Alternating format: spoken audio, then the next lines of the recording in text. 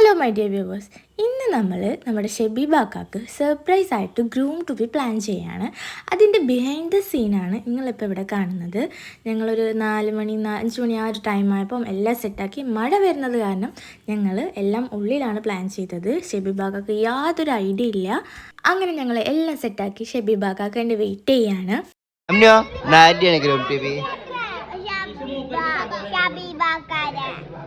അങ്ങനെ നമ്മൾ വെയിറ്റ് ചെയ്ത ആൾ എത്തിയിരിക്കുകയാണ്. ഇതാണ് ഞങ്ങളുടെ ഷെബീബാക്ക, ഞങ്ങളുടെ സുബുമാൻ്റെ മോൻ. നമ്മൾ പുറത്തോട്ടാണ് പോകണമെന്ന് പറഞ്ഞ് ഷെബീബാക്കയുടെ കണ്ണൊക്കെ കെട്ടി നമ്മൾ സെറ്റാക്കി വെച്ചിരിക്കുകയാണ്.